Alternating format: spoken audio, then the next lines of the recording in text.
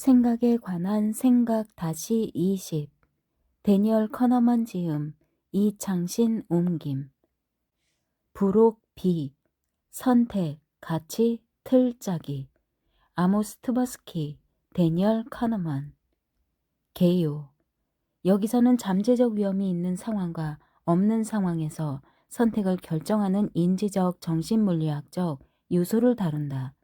가치와 관련한 정신물리학은 이익에서는 위험 회피를, 손실에서는 위험 추구를 유발하고 확률과 관련한 정신물리학은 발생 확률이 중간 정도인 사건에 비해 확정된 결과에 그리고 일어날 것 같지 않은 사건에 과도한 비중을 두게 한다.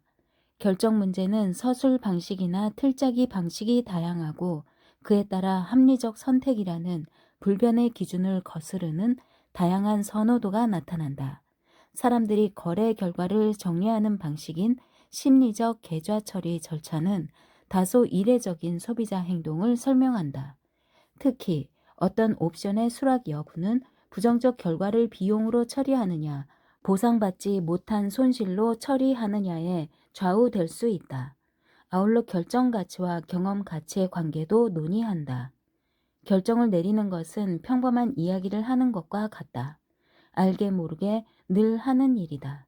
결정이라는 주제는 수학과 통계부터 경제학과 정치학, 그리고 사회학과 심리학에 이르기까지 많은 분야에서 두루 다루는 주제라는 사실은 새삼스럽지 않다. 결정 연구는 규범적 질문과 기술적 질문을 모두 다룬다.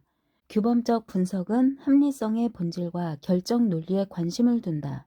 반면에 기술적 분석은 어떻게 해야 한다가 아니라 사람들의 믿음과 선호도를 있는 그대로 드러낸다.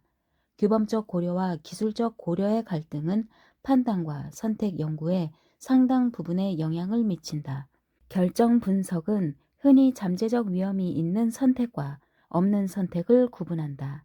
위험이 내재한 상황에서 결정을 내리는 전형적인 예는 특정한 금액을 딸 확률이 명시된 도박의 수락 여부다. 위험이 없는 결정의 전형적인 예는 상품이나 서비스를 돈이나 노동과 바꾸는 거래의 수락 여부다. 논문의 전반부에서는 위험이 따르는 전망의 가치를 결정하는 인지적, 정신물리학적 요소를 분석한다. 그리고 후반에서는 이 분석을 여러 거래로 확장한다. 위험이 따르는 선택. 우산을 챙길지 말지, 전쟁에 나갈지 말지와 같은 위험이 따르는 선택은 결과를 미리 알 수 없는 상황에서 이루어진다. 이런 행동의 결과는 날씨라든가 적의 결단 같은 불확실한 사건에 달린 탓에 어떤 행위를 선택하는 것은 발생 확률이 다른 다양한 결과가 나올 수 있는 도박을 수락하는 것과 마찬가지로 해석할 수 있다.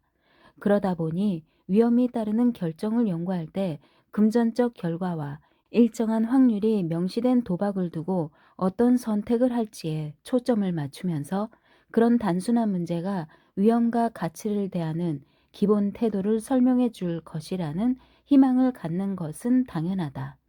위험이 따르는 선택을 설명하는 여러 방법 중에 우리가 간단히 소개하려는 방법은 돈과 확률에 대한 반응을 정신물리학적으로 분석해 거기서 여러 가설을 이끌어내는 방법이다.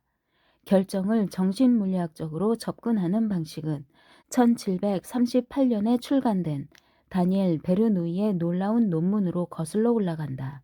베르누이는 사람들이 일반적으로 위험을 회피하는 이유, 그리고 부가 증가하면 위험 회피가 줄어드는 이유를 설명하고자 했다. 위험 회피와 베르누이 분석을 이해하기 위해 $1000를 딸 확률 85%, 한 푼도 못 딸 확률 15%인 도박과 $800를 무조건 받는 옵션을 놓고 선택한다고 해보자. 이때 도박의 수학적 기대값이 더 높지만 대다수 사람은 도박보다 무조건 받는 쪽을 선호한다. 금전적 도박의 기대값은 나올 수 있는 결과를 그 발생 확률로 가중치를 부여해 계산하는 가중평균이다.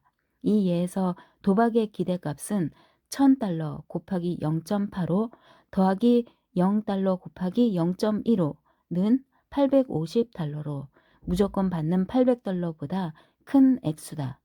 따라서 무조건 받는 쪽을 선호하는 것은 위험 회피 사례다. 일반적으로 도박의 기대값이 더 높거나 같은데 도박보다 무조건 받는 쪽을 선호하는 현상을 위험 회피라 하고, 도박의 기대값이 더 낮거나 같은데 무조건 잃는 쪽을 거부하는 현상을 위험 추구라 한다. 베르누이는 사람들이 금전적 결과의 기대값이 아니라 금전적 결과의 주관적 가치의 기대값으로 전망을 평가한다고 주장했다. 도박의 주관적 가치 역시 가중평균이지만 여기서는 각 결과의 주관적 가치에 확률 가중치가 부여된다. 베르누이는 이 틀에서 위험 회피를 설명하기 위해 주관적 가치, 즉 효용은 화폐의 가치를 놓고 볼 때 위로 볼록한 함수를 이룬다고 제안했다. 이런 함수에서는 이를테면 $200와 $100의 효용 차이는 $1200와 $1100의 효용 차이보다 크다. 다시 말해 $800를 획득할 때의 주관적 가치, 그리고 $1000를 획득하는 가치의 80%, 이 둘을 놓고 볼 때 금전적 기대값은 같아도 가치는 전자가 더 크다고 볼 수 있다. 결과적으로 위로 볼록한 효용 함수는 금전적 기대값을 같을지언정 $1000를 딸 확률 80%보다 $800를 무조건 받는 쪽을 선호하는 위험회피 성향을 잘 드러낸다. 결정 분석에서는 관례적으로 결정의 결과를 부의 총합으로 표현한다. 예를 들어 동전 던지기에 $20 내기를 하겠느냐는 제안은 현재의 부 더블을 유지하겠느냐, 아니면 부가 더블 더하기 $20 또는 더블 빼기 $20로 바뀔 가능성이 반반인 내기를 하겠느냐로 표현한다. 그런데 이런 식의 표현은 심리적으로 볼 때 비현실적이다. 사람들은 비교적 작은 결과를 고민할 때 부의 상태보다는 이익, 손실, 중립적 결과, 현 상태 유지 등을 따진다. 우리가 제안한 대로 부의 긍정적 상태보다 부의 변화가 주관적 가치를 효과적으로 전달한다면 결과를 정신물리학적으로 분석할 때 총 자산보다 이익과 손실에 초점을 맞춰야 한다. 이 가정은 우리가 전망이론이라 부른 위험이 따르는 선택을 다루는 이론에서 중심 역할을 한다. 정신물리학적 측정뿐 아니라 자신의 경우를 생각해 봐도 주관적 가치는 이익의 크기를 표시하는 위로 볼록한 함수로 나타난다는 것을 알 수 있다. 손실에서도 비슷한 일반화가 적용된다. $200 손실과 $100 손실의 주관적 가치 차이는 $1200 손실과 $1100 손실의 주관적 가치 차이보다 더 크다. 이익의 가치 함수와 손실의 가치 함수를 합치면 그림 1처럼 S자 모양의 함수를 얻는다. 그림 1의 가치 함수는 A, 부의 총합보다 이익과 손실로 정의되고, B, 이익 영역에서는 위로 볼록한 형태, 손실 영역에서는 아래로 볼록한 형태이며, C, 이익보다 손실에서 기울기가 훨씬 더 가파르다. 우리가 손실회피라 이름 붙인 특성 C는 $X 손실의 고통이 $X 이익의 매력보다 더 크게 느껴지는 직관을 나타낸다. 손실회피는 손실과 이익의 확률이 같은 동전 던지기 내기를 꺼리는 이유를 설명해 준다. 예를 들어 대학생을 대상으로 $10를 내고 동전 던지기를 하겠냐고 물었더니 대부분이 $30 이상 딸 것 같지 않으면 하지 않겠다고 했다. 위험 회피는 경제 이론에서 중심 역할을 해왔다. 그런데 위로 볼록한 이익 함수에서 위험 회피가 나타난다면 아래로 볼록한 손실 함수에서는 위험 추구가 나타난다. 실제로 손실에서 위험을 추구하는 성향은 제법 강하며 이는 손실 확률이 높을 때 더 두드러진다. 예를 들어 $1000를 잃을 확률 85%, 한 푼도 잃지 않을 확률 15%인 도박을 할지, $800를 무조건 잃을지 선택해야 하는 경우를 생각해 보자. 이때는 대다수가 무조건 잃는 쪽보다 도박을 선호한다. 도박의 기대값은 무조건적 손실의 기대값보다 더 낮다는 점에서 이는 위험을 추구하는 선택이다. 손실에서 위험 추구 성향을 증명한 사람은 여럿이다. 이 현상은 이를테면 고통의 지속 시간이라든가 인간이 목숨을 잃는 경우처럼 돈과 관련 없는 경우에도 나타났다. 이익에서 위험을 회피하고 손실에서 위험을 추구하는 현상은 잘못일까? 이런 선호도는 손익의 주관적 가치를 판단하는 강한 직관과도 잘 맞는다. 그리고 여기에는 사람마다 자기만의 가치가 있게 마련이라는 단점이 담겨 있다. 그러나 S자 가치 함수에는 경제 규범에서 용인될 수 없는 점이 있다. 규범 문제를 다루기 위해 결정 이론으로 눈을 돌려보자. 근대의 결정 이론은 폰 노이만과 모르겐슈테른의 선구적 업적에서 시작했다고 말할 수 있다. 두 사람은 합리적 결정자의 선호도를 지배하는 여러 질적 원칙, 즉 공리를 정리했다. 이들의 공리에는 이행과 대체를 비롯해 좀 더 전문적 조건들이 있다. 합리적 선택이라는 공리의 규범적 지위와 기술적 지위는 그동안 광범위한 토론의 주제였다. 특히 사람들은 대체 공리를 늘 따르지는 않는다는 설득력 있는 증거가 있으며 이 공리의 규범적 장점을 두고 상당한 이견이 존재한다. 그러나 합리적 선택을 분석한 연구라면 빠짐없이 들어있는 두 가지 원칙이 있다. 우위와 불변이다. 우위 원칙에 따르면 전망 A가 전망 B보다 모든 면에서 적어도 같고 최소 한 가지 면에서는 낫다면 B보다 A를 선호해야 한다. 불변 원칙에 따르면 여러 전망에서 선호도 순위는 그것이 서술되는 방식에 좌우되지 말아야 한다. 특히 선택 문제가 두 가지 형태로 제시될 때 둘을 똑같은 문제로 인식한다면 그 둘이 따로 제시되어도 같은 선호도가 나와야 한다. 그렇다면 이제 이 불변 원칙이 아무리 기초적이고 무해해 보일지라도 일반적으로 충족되기는 힘들다는 점을 이야기해 보겠다. 결과 틀 짜기. 위험이 따르는 전망은 가능한 결과와 그 결과의 확률로 정해진다. 그런데 똑같은 옵션이라도 틀 짝이나 묘사 방식을 달리할 수 있다. 예를 들어 도박에서 나올 수 있는 결과를 현 상황과 비교한 손익으로 묘사할 수도 애초에 부에 통합되는 자산 상태로 묘사할 수도 있다. 불변 원칙에 따르면 결과를 달리 묘사해도 선호 순서는 바뀌지 말아야 한다. 아래 문제는 이 원칙이 지켜지지 않는 상황을 보여준다. n은 해당 문제의 총 응답자 수이고 괄호 안의 퍼센트는 그 옵션을 선택한 응답자 비율이다. 문제 1. n은 152. 미국이 이례적인 아시아 질병에 대비한다고 생각해 보자. 이 질병이 발생하면 600명이 사망하리라 예상된다. 이 질병에 맞설 프로그램이 두 가지 제안되었는데 그 둘의 결과를 과학적으로 정확히 예측한 수치가 다음과 같다고 해보자. 프로그램 A를 채택하면 200명을 살릴 것이다. 72%.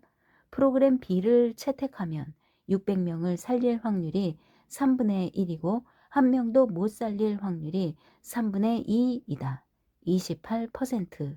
둘 중 어떤 프로그램이 더 마음에 드는가? 문제 1의 구성 방식은 암묵적으로 이 질병이 600명의 목숨을 앗아가는 상황을 준거점으로 채택한다. 이 프로그램의 결과로는 그 준거 상태 그리고 살릴 수 있는 사람 수로 계산한 두 가지 가능한 이익이 있다. 예상대로 사람들의 선호도는 위험 회피 쪽이다. 응답자의 다수가 600명을 살릴 가능성이 3분의 1인 도박보다 200명을 무조건 살리는 쪽을 선호한다. 이제 같은 이야기지만 두 가지 프로그램의 전망을 달리 묘사한 문제를 보자. 문제 2. n은 155. 프로그램 C를 채택하면 400명이 사망할 것이다. 22%. 프로그램 D를 채택하면 한 명도 사망하지 않을 확률이 3분의 1이고 600명이 사망할 확률이 3분의 2이다. 78%. 문제 2의 옵션 C, D는 실질적으로 문제 1의 옵션 A, B와 차이가 없다는 것을 쉽게 확인할 수 있다. 그런데 두 번째 문제는 이 질병으로 아무도 죽지 않는 상황을 중거 상태로 가정한다. 최선의 상황은 이 상태를 유지하는 것이고 다른 상황은 이 질병으로 사망할 사람 수로 계산한 손실이다. 이 조건에서 옵션을 따지는 사람은 400명이 무조건 사망하는 손실보다 도박 D를 선택해 위험을 추구하는 선호도를 보이리라 예상된다. 아니나 다를까 문제 1에서 위험 회피 성향을 보이는 정도보다 문제 2에서 위험 추구 성향을 보이는 정도가 더 크다. 두 문제에서 불변 원칙을 무시하는 현상은 만연하고도 강력하다. 전문 지식이 있는 사람이든 없는 사람이든 마찬가지였고 같은 응답자가 몇 분 안에 두 문제에 모두 답을 해도 이 현상은 없어지지 않았다. 자신의 상반된 답을 마주한 응답자는 흔히 당혹스러워한다. 문제를 다시 읽은 뒤에도 여전히 목숨을 살리는 문제에서는 위험을 회피하고 싶어 하고 목숨을 잃는 문제에서는 위험을 추구하고 싶어 하면서도 두 문제에서 불변 원칙을 지켜 일관된 답을 하고 싶어 한다. 틀짜기 효과는 거부하기 힘든 끌림을 생각할 때 계산착오보다 지각 착각을 닮았다. 다음 문제는 합리적 선택에서 요구하는 우위 원칙에 위배되는 선호도를 이끌어낸다. 문제 3. N은 86. 다음 중 하나를 고르시오. 2. 240달러를 받을 확률 25%, 760달러를 잃을 확률 75%, 0%. F. 250달러를 받을 확률 25%, 750달러를 잃을 확률 75%, 100%. F가 E보다 우위라는 건 쉽게 알아볼 수 있다. 실제로 응답자 모두 F를 택했다. 문제 4. N은 150. 아래 두 가지 결정을 동시에 맞닥뜨렸다고 상상해보자. 먼저 두 가지 결정을 모두 살펴본 뒤에 더 마음에 드는 옵션을 골라보라. 결정 1. 다음 중 하나를 고르시오. A. 240달러 무조건 받기 84%. B. 1000달러를 받을 확률 25%, 한 푼도 못 받을 확률 75%, 16%. 결정 2. 다음 중 하나를 고르시오. C. 750달러 무조건 잃기 13%, D. 1000달러를 잃을 확률 75%, 한 푼도 잃지 않을 확률 25%, 87%. 앞의 분석에서 예상되듯이 첫 번째 결정에서는 응답자 다수가 승산이 높은 도박보다 무조건 받는 쪽을 선호해 위험을 회피하는 선택을 했고, 두 번째 결정에서는 더 많은 다수가 무조건 잃는 쪽보다 도박을 선호해 위험을 추구하는 선택을 했다. 실제로 A와 D를 선택한 사람은 응답자의 73%, B와 C를 선택한 사람은 고작 3%였다. 이 문제를 수정해 판돈을 줄이고 응답자인 대학생이 실제로 참여할 도박을 고를 때도 이와 똑같은 유형의 결과가 나타났다. 문제 4에서는 대학생들이 두 가지 결정을 동시에 고려했기 때문에 B와 C보다 A와 D를 선호했다. 그런데 선호하지 않은 옵션을 합치면 더 선호하는 조합이 만들어진다.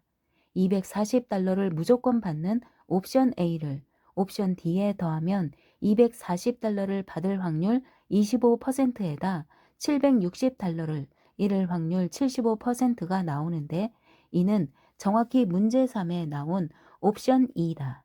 같은 방법으로 750달러를 무조건 잃는 옵션 C를 옵션 B에 더하면 250달러를 받을 확률 25%에다 750달러를 잃을 확률 75%가 나오고 이는 또 정확히 문제 3에 나온 옵션 F다. 이처럼 틀짜기에 민감하고 가치함수가 S자 곡선을 이루다 보니 여러 결정을 동시에 내릴 때 우위 원칙을 위반하게 된다. 이 결과가 주는 교훈은 당혹스럽다. 불변 원칙은 규범적으로는 필수이고 직관적으로는 설득력이 있지만 심리적으로는 실행이 불가능하다. 불변 원칙을 지키는 방법은 딱 두 가지 생각해 볼 수 있다. 우선 내용은 같고 형태만 다른 문제들을 정형화된 똑같은 기본 형태로 바꿔보는 것이다. 이는 경영학을 공부하는 학생들에게 손익보다 총 자산의 관점에서 결정 문제를 고민하라는 표준적 충고의 근거가 된다. 그렇게 표현 방식을 바꿔본다면 앞 문제에서처럼 불변 원칙에 어긋나는 선택을 피할 수 있을 것이다. 하지만 이런 충고는 말이 쉽지 막상 실천하기는 쉽지 않다. 파산할 위험이 있는 경우가 아니고서야 재정적 결과는 부의 상태보다 손익으로 따지는 게 더 자연스럽다. 게다가 위험 전망을 정형화된 기본 형태로 표현하려면 여러 결정을 동시에 내릴 때 가능한 모든 결과의 조합을 생각해야 하는데 문제 4. 이 과정은 간단한 문제라도 직관적 계산의 능력을 벗어난다. 특히 안전이나 건강, 삶의 질 같은 분야에서는 정형화된 기본 형태로 표현하기가 훨씬 더 힘들다.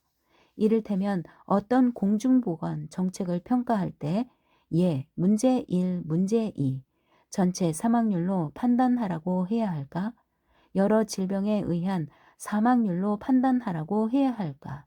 아니면 연구 중인 특정 질병과 관련한 사망자 수로 판단하라고 해야 할까? 불변 원칙을 지키는 또 다른 방법은 심리적 결과보다 보험 통계의 관점에서 여러 옵션을 평가하는 것이다. 그러나 보험 통계 기준이 인간의 목숨과 관련해서는 어느 정도 장점이 있지만 적어도 베르누이 이후로 널리 알려진 것처럼 재정적 선택과 관련해서는 적절치 않다. 그리고 객관적 측정 기준이 부족한 결과에는 아예 적용이 불가능하다. 결국 어떤 틀짜기로든 결과가 같아야 한다는 불변 원칙은 지키기가 불가능하며 자신 있게 어떤 선택을 한다고 해서 틀이 바뀌어도 같은 선택을 한다는 보장은 없다. 따라서 결정 문제가 나오면 의도적으로 문제의 틀을 이리저리 바꿔보는 것도 선호의 강도를 시험하는 좋은 방법이다. 확률 정신 물리학 불확실한 전망에서의 가치, 즉 효용은 가능한 결과에 해당 확률로 가중치를 부여한 뒤 그것을 모두 더해 얻는다는 베르누이 기대값 원칙을 옳다고 단정하고 이제까지 논의를 전개했다. 그렇다면 다시 한번 정신물리학적 직관으로 이 단정을 살펴보자. 현 상태의 가치를 0으로 놓고 이를테면 $300의 현금 선물을 상상하면서 거기에 1의 가치를 매겨보자. 이제 당첨금이 $300인 복권 한 장이 있다고 해보자. 당첨될 확률 함수에 따라 복권의 가치는 어떻게 달라지겠는가? 도박의 효용을 생각하지 않는다면 이런 전망의 가치는 0, 당첨 가능성이 없을 때와 1, $300 당첨이 확실할 때 사이에서 변하게 마련이다. 직관적으로 생각해보면 복권의 가치는 기대값 원칙에서 말하는 것처럼 당첨 확률로 표시한 직선의 선형 함수가 아니다.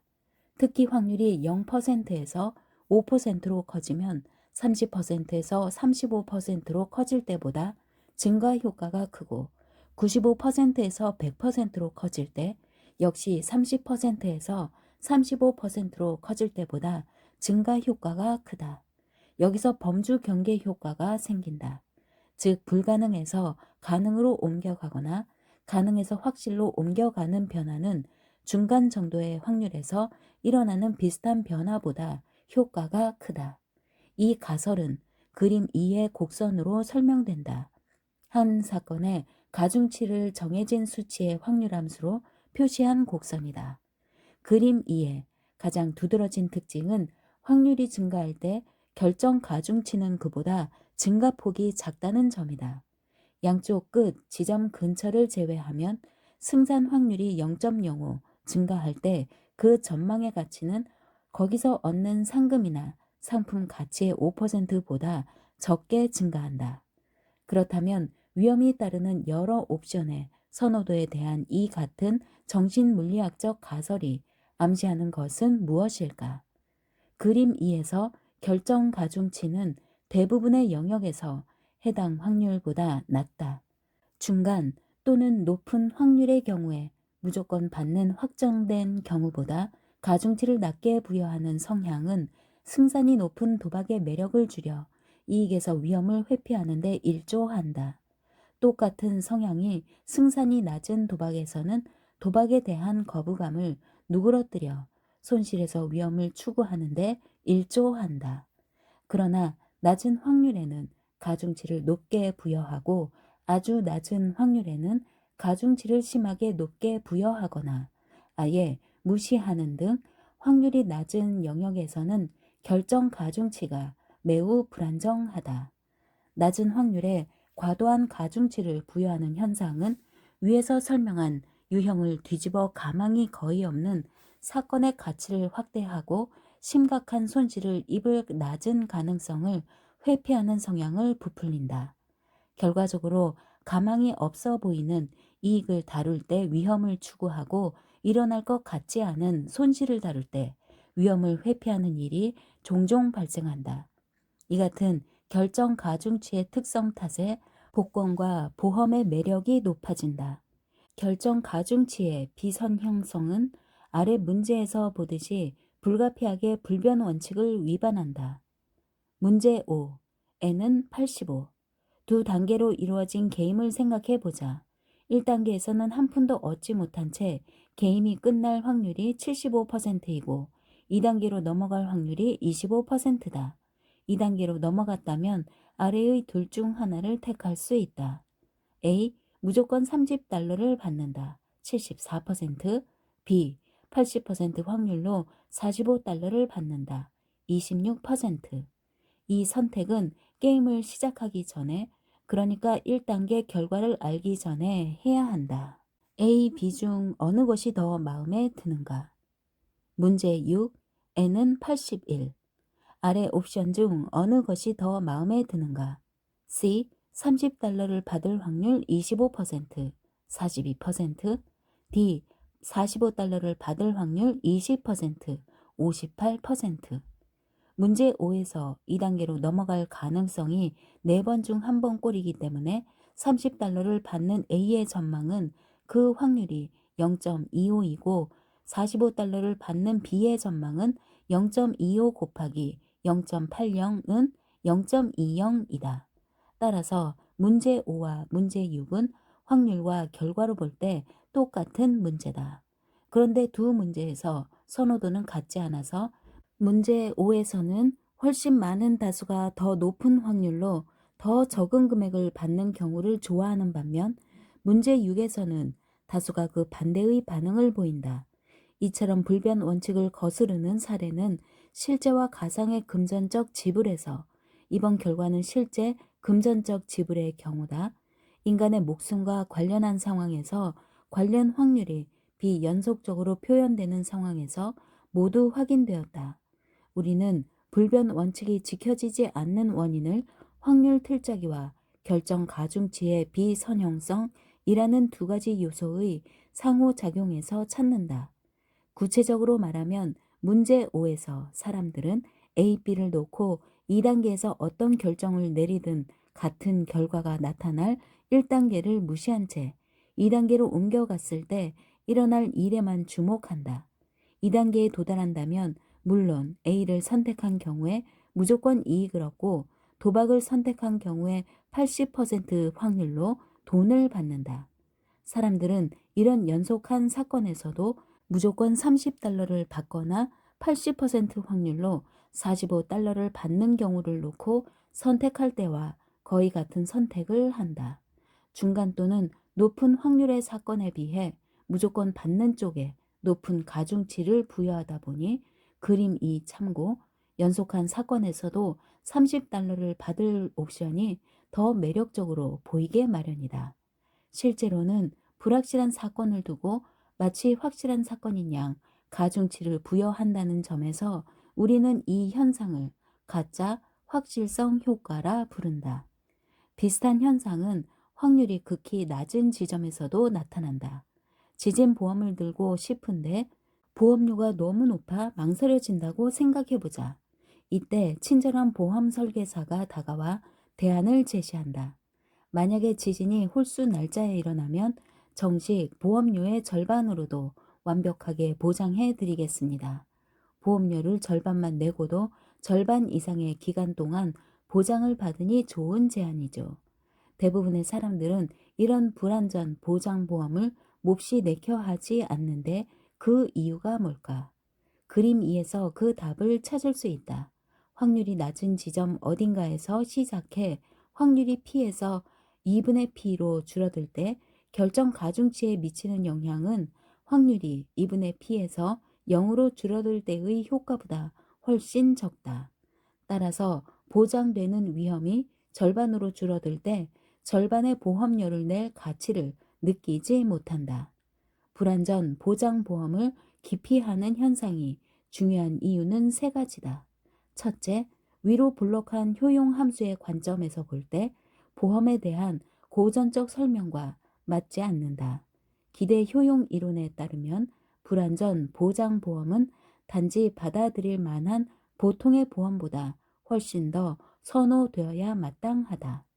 둘째, 불안전 보장보험은 건강검진을 받는다거나 타이어를 새로 산다거나 도난 경보장치를 설치하는 등 여러 형태의 예방적 행위를 대표하는데 이런 행위는 위험이 일어날 가능성을 아주 없애지는 못해도 위험 발생률을 줄인다. 셋째, 보험 가입 여부는 만일의 사태를 어떻게 틀짜기 하느냐로 결정될 수도 있다.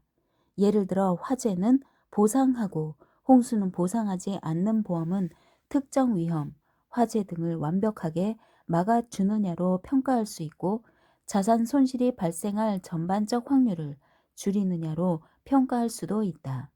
그림 2는 위험 발생률 감소가 완벽한 위험 제거에 비해 크게 과소평가된다는 사실을 보여준다. 따라서 위험 감소보다 위험 제거로 보험을 틀짜기 한다면 보험의 매력이 훨씬 커 보일 것이다. 실제로 슬로비, 피시오프, 리텐슈타인이 증명한 바에 따르면 어떤 가산의 백신이 특정 질병에 걸릴 확률을 20%에서 10%로 줄이는 경우 똑같은 증상을 같은 확률로 일으키는 바이러스 두 종류 중 하나를 완벽하게 막을 수 있다고 설명할 때보다 두 종류를 합친 것의 절반을 막을 수 있다고 설명할 때 백신의 매력이 떨어진다. 구성 효과. 이제까지는 틀짜기 효과를 이용해 불변 원칙이 지켜지지 않는 경우를 설명했다. 이제는 결과와 사건의 틀짜기를 조정하는 과정에 주목해보자. 공중보건에서도 틀짜기 효과, 즉 구성 효과가 나타나는데 이를테면 목숨을 살리는 에서 목숨을 잃는 으로 단어를 바꾸면 선호도가 위험 회피에서 위험 축으로 눈에 띄게 바뀐다. 사람들은 결과를 어떻게 묘사했느냐에 따라 이익과 손실을 다르게 따졌다. 맥닐, 포커, 삭스, 트버스키가 발표한 구성 효과도 있다. 이들의 연구에 따르면 가상의 간암 치료법을 놓고 그 결과를 사망률로 설명하느냐 생존율로 설명하느냐에 따라 의사와 환자의 선호도가 눈에 띄게 달랐다. 방사선 치료와 달리 수술은 그 과정에 사망 위험이 따른다. 그러다 보니 치료 결과를 생존율이 아닌 사망률로 묘사했을 때 수술이 상대적으로 인기가 떨어졌다. 의사는 그리고 어쩌면 대통령 보좌관도 구태여 정보를 왜곡하거나 숨기지 않고도 단지 결과와 만일의 사태를 틀짜게 하는 방식을 조정해 환자나 대통령의 결정에 영향을 미칠 수 있다. 구성 효과는 그것이 최종 결과에 미치는 영향이 사람들 눈에 띄지 않은 채 우연히 발생하기도 하고 옵션의 상대적 장점을 조작하는 데 이용되기도 한다.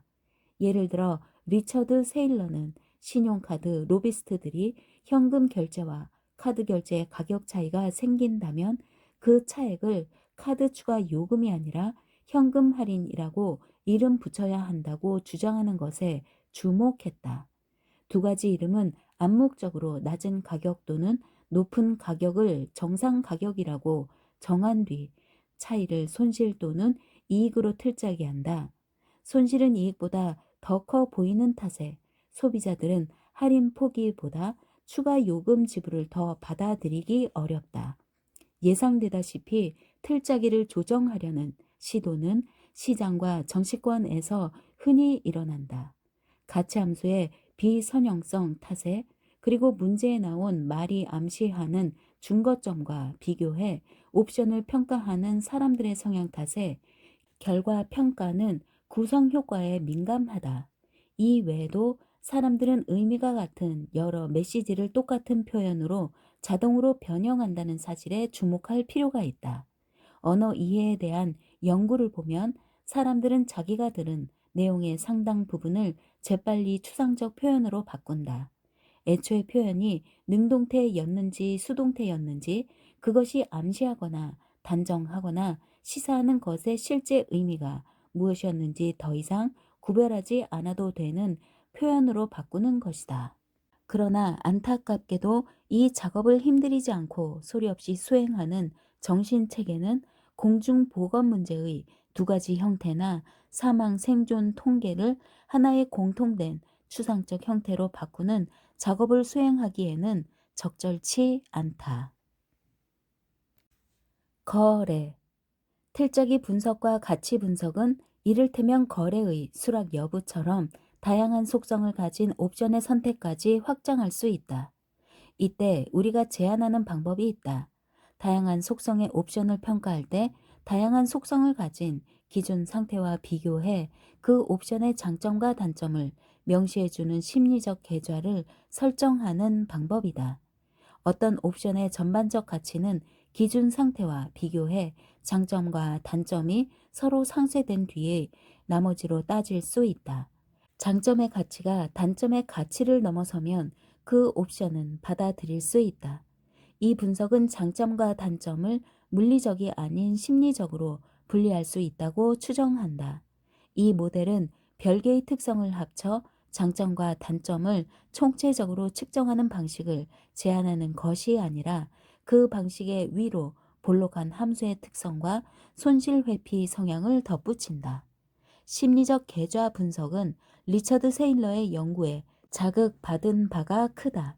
세일러는 이 방식과 소비자 행동의 관련성을 보여주었다. 세비지와 세일러가 제시한 예에 기초한 아래 문제는 심리적 계좌 구성을 지배하는 몇 가지 규칙을 소개하고 위로 볼록한 가치함수가 거래 수락 여부에도 적용되는 과정을 설명한다.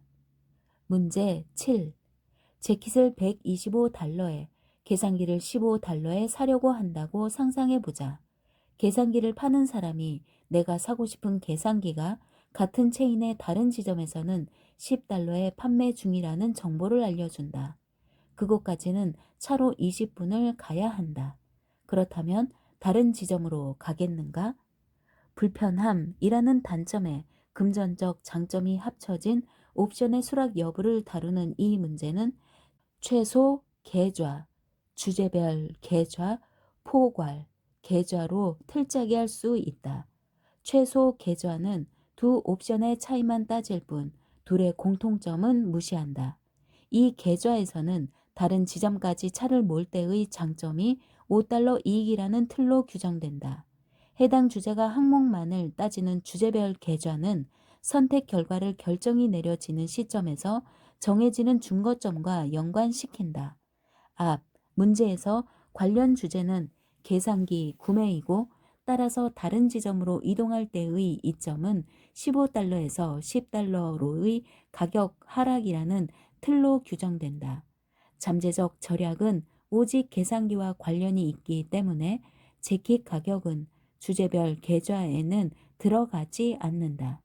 재킷 가격은 다른 비용과 더불어 좀 더 포괄적인 계좌에 들어가는데, 포괄 계좌에서 절약은 이를테면 월간 지출의 관점에서 평가된다.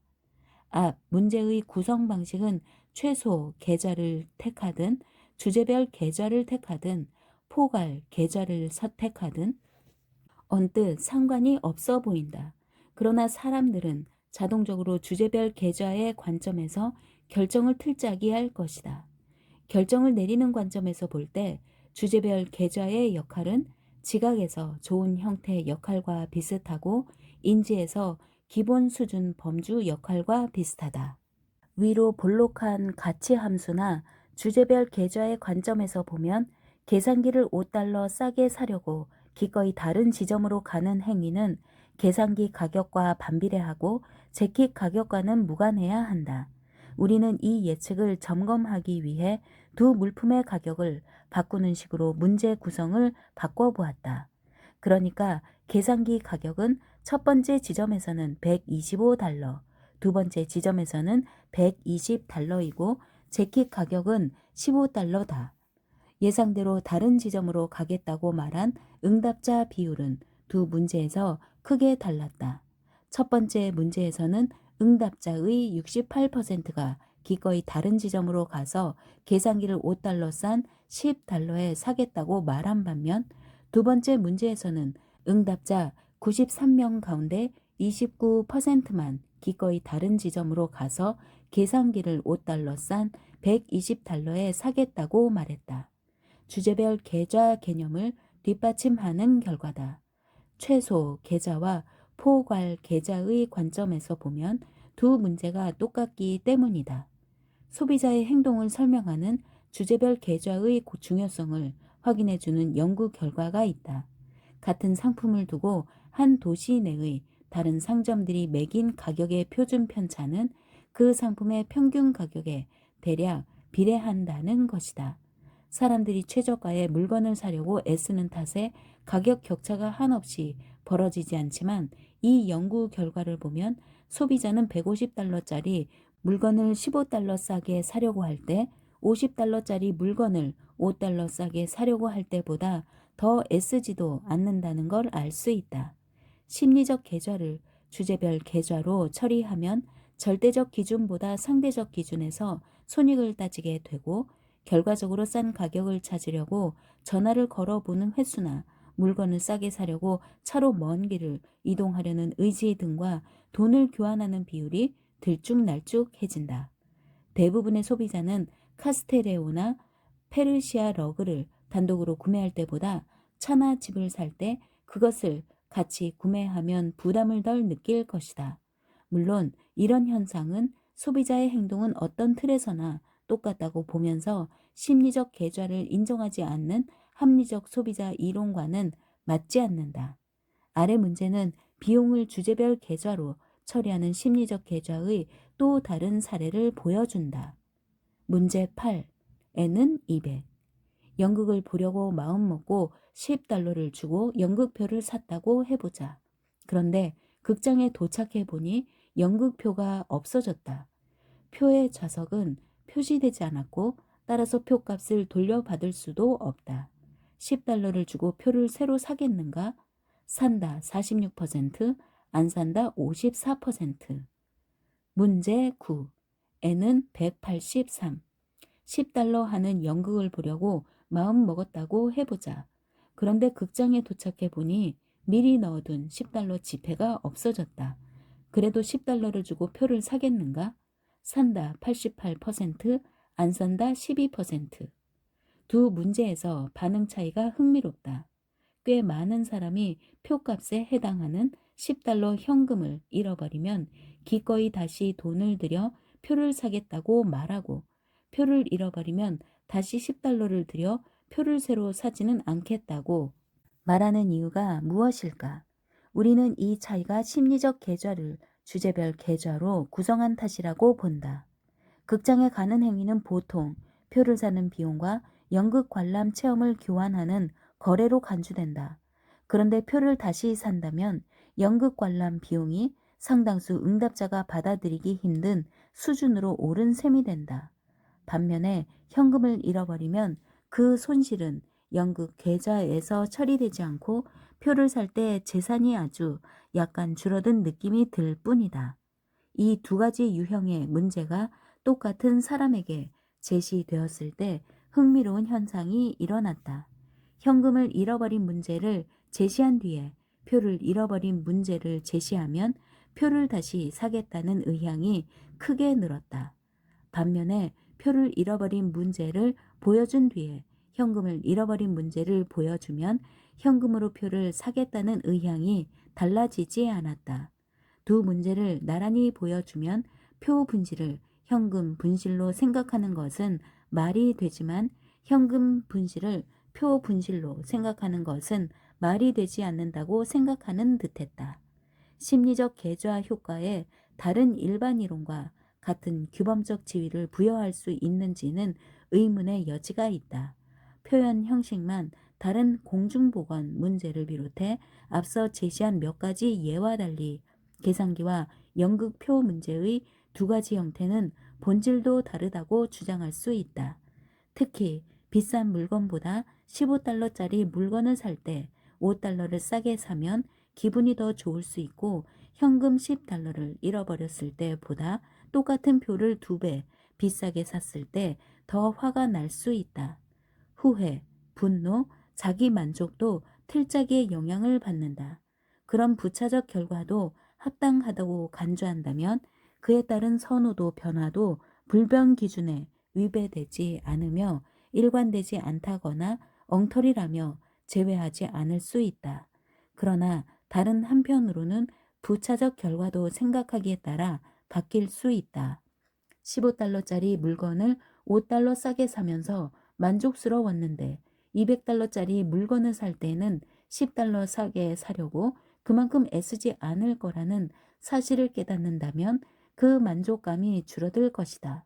우리는 어떤 결정 문제의 주된 결과가 같다면 그 문제는 똑같은 방식으로 해결해야 한다고 주장할 마음은 없다. 우리가 제안하고 싶은 것은 틀짜기를 바꿔 문제를 체계적으로 들여다보는 것은 문제를 고민하는 유용한 방식이며 이 방식을 이용한다면 결정을 내릴 때 선택의 주된 결과와 부차적 결과에 따라붙게 마련인 가치를 평가하는데 도움이 될 수 있다는 것이다. 손실과 비용. 결정 문제 중 상당수가 현 상태를 유지할지 아니면 어떤 면에서는 이롭고 어떤 면에서는 불리한 대안을 받아들일지 선택하는 형태다. 앞에서 1차원적 위험 전망에 적용했던 가치 분석을 이 경우까지 확대할 수 있는데 이때 모든 속성에서 현 상태를 기준으로 가정한다. 그러면 대안 옵션의 장점은 이익으로, 단점은 손실로 평가될 것이다. 그런데 손실은 이익보다 더 커 보이게 마련이라 결정을 내릴 때 현 상태를 유지하려는 편향을 드러낸다. 세일러는 소유 효과라는 말을 만들어 소유한 자산과 떨어지지 않으려는 성향을 설명했다. 어떤 물건을 손에 넣을 때의 기쁨보다 기존 자산을 포기할 때의 고통이 더 크다면 물건을 사려는 가격은 팔려는 가격보다 훨씬 낮을 것이다. 다시 말해 어떤 물건을 손에 넣기 위해 지불하려는 최고 가격은 같은 사람이 그 물건을 손에 넣은 뒤에 나중에 다시 포기하는 대가로 받으려는 최저 보상가보다 낮을 것이다. 세일러는 소비자와 기업가의 행동에서 소유 효과의 몇 가지 예를 소개했다.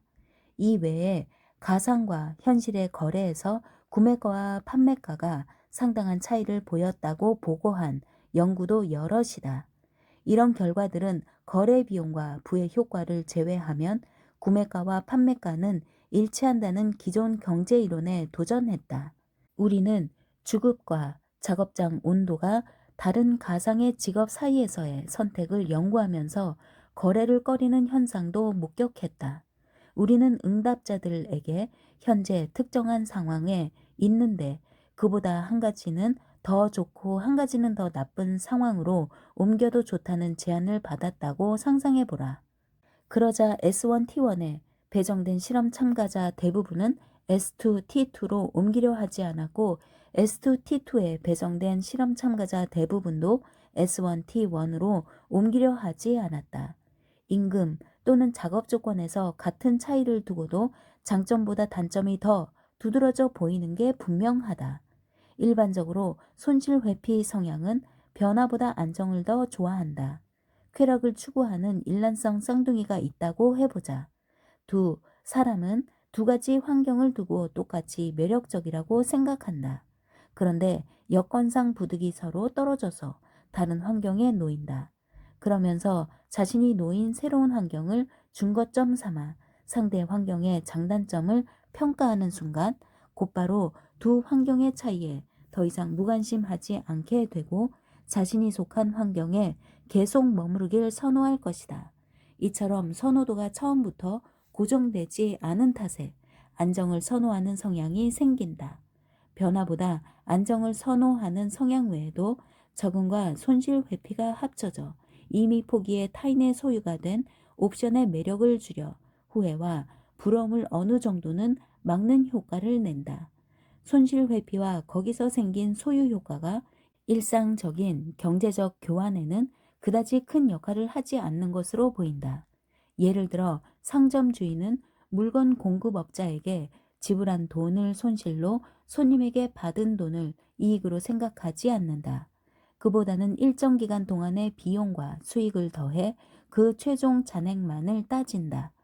평가 전에 서로 짝이 되는 차변과 대변이 효과적으로 상쇄된다. 소비자 역시 자신이 지불한 돈을 손실이 아니라 대체 구매로 생각한다. 기존의 경제 분석에서처럼 돈은 흔히 그것으로 살 수 있는 상품과 서비스의 대용품으로 간주된 것이다. 이런 평가 방식은 이를테면 나는 카메라를 새로 사거나 텐트를 새로 살 수 있다 라는 식으로 특정한 선택 대상을 염두에 두고 있을 때 명확히 드러난다. 이런 분석에서는 카메라의 주관적 가치가 카메라 구입 비용을 그대로 가지고 있을 때의 가치보다 클 때 카메라를 살 것이다. 단점이 비용 또는 손실로 틀짝이 되는 경우도 있다. 특히 보험 가입은 확실한 손실과 더 큰 손실의 위험 사이에서의 선택으로 볼 수 있다. 이런 경우에는 비용과 손실이 일치하지 않는 탓에 불변 원칙이 지켜지지 않기도 한다. 예를 들어 $50를 무조건 잃는 경우와 $200를 잃을 확률이 25%인 경우를 놓고 선택해야 한다고 생각해 보자. 슬로빅, 피시오프, 리텐슈타인은 응답자의 80%가 확실한 손실보다 도박을 택하면서 위험 추구 성향을 보였다고 했다. 그런데 $200를 잃을 확률이 25%인 위험을 보장하는 보험에 $50를 주고 가입하겠느냐는 물음에는 35%만 거부 의사를 표시했다. 쇼마커와 쿤로이터 그리고 허쉬와 쇼마커도 비슷한 결과를 내놓았다. 첫 번째 문제에서는 돈이 보상되지 않는 손실이라는 틀로 규정된 반면 두 번째 문제에서는 보장 비용이라는 틀로 규정되었다는 것이 우리의 해석이다. 우리는 아래 문제처럼 긍정적인 영역에서도 비슷한 효과가 나타난다는 것을 목격했다. 문제 10. $95를 딸 확률이 10%이고 $5를 잃을 확률이 90%인 도박을 제안받았다면 하겠는가? 문제 11. $100를 딸 확률이 10%이고 한 푼도 못 딸 확률이 90%인 복권을 $5를 주고 사겠는가? 대학생 132명에게 이 두 문제를 제시했는데 우선 이 문제와 관련 없는 간단한 문제로 응답자를 절반으로 나눠 문제 순서를 서로 바꿔 제시했다. 두 문제의 내용은 객관적으로 동일하다는 점은 쉽게 확인할 수 있지만 응답자 중 55명이 두 문제에서 다른 선호도를 보였다. 이 중에 42명이 문제 10에서는 도박을 거절하고 문제 11에서는 똑같은 내용의 복권을 사겠다고 했다. 겉으로는 하찮아 보이는 이 조작이 효과가 있다는 것은 비용 손실 불일치와 틀짜기의 위력을 보여준다. $5를 지불했다고 생각하면 $5를 잃어버렸다고 생각할 때보다 이 보험을 받아들이기가 더 쉬워진다.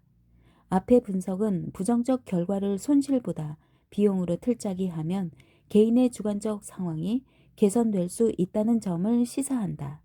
이런 심리적 조작 가능성은 무용지물 효과라 부를 법한 모순적 행동을 설명할 수 있다. 세일러는 테니스 클럽에 가입비를 내고 얼마 안가 팔꿈치를 다쳤지만 투자한 돈이 아까워 고통스럽게 계속 테니스를 치는 남자의 예를 다루었다. 가입비를 내지 않았더라면 테니스를 치지 않았을 것이라고 가정하면 의문이 생긴다.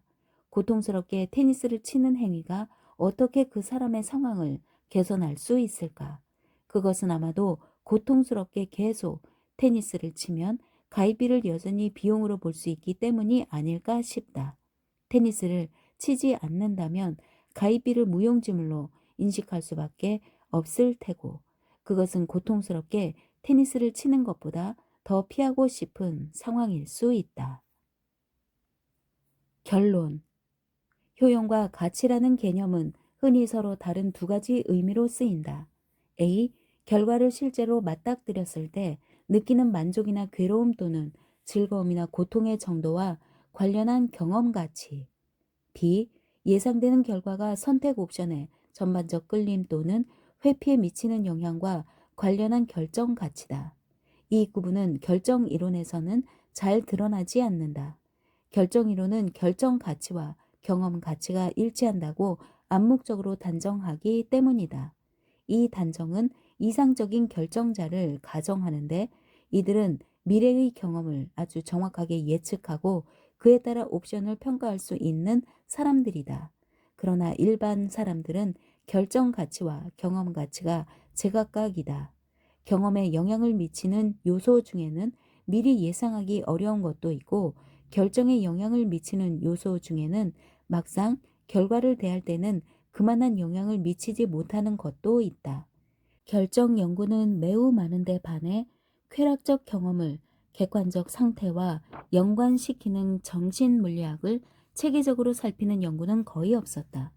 쾌락적 정신물리학의 가장 기초적인 문제는 부정적 결과에서 긍정적 결과를 분리하는 열망이나 적응의 정도를 결정하는 것이다. 쾌락의 중거점은 주로 객관적인 현 상황으로 정해지지만 기대치와 사회적 비교에도 영향을 받는다.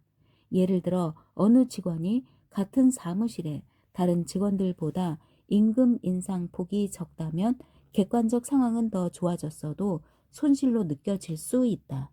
상황 변화에 연관된 즐거움이나 고통도 쾌락적 적응의 역동성에 크게 좌우된다. 브리크먼과 캠벨은 쾌락의 쳇바퀴라는 급진적 가설을 제안했는데, 빠르게 적응하다 보면 객관적 개선 효과의 지속시간이 짧아질 것이라는 가설이다. 쾌락 체험은 복잡 미묘해서 결정을 내릴 때 실제로 결과가 나오면 어떤 느낌일지 예상하기 어렵다. 배가 고파 죽을 지경일 때 코스 요리를 주문한 많은 사람이 다섯 번째 요리가 나올 때면 큰 실수를 인정한다. 결정 가치와 경험 가치가 어긋나는 일이 흔하다 보니 많은 결정 문제에서 불확실성이라는 요소까지 추가된다. 틀짜기 효과와 불변 원칙 위배가 만연한 현상도 결정 가치와 경험 가치의 관계를 더욱 복잡하게 한다. 결과 틀짜기는 종종 실제로는 경험하지 않는 결정 가치를 유발한다. 예를 들어 폐암 치료법을 사망률이나 생존율의 관점에서 틀짜기하면 선택에는 분명한 영향을 미칠 수 있을지언정 실제 경험에는 거의 영향을 미치지 않는다. 그러나 다른 경우에는 결정 틀짜기가 결정뿐 아니라 경험에도 영향을 미친다. 한 예로 지출을 보상되지 않는 손실로 보느냐, 보험료로 보느냐는 결과를 맞닥뜨릴 때의 느낌에 영향을 미치기 쉽다. 이 같은 경우에는 결정을 내리는 상황에서 결과를 평가하면 경험을 예측할 뿐 아니라 나아가 경험을 조정할 수도 있다.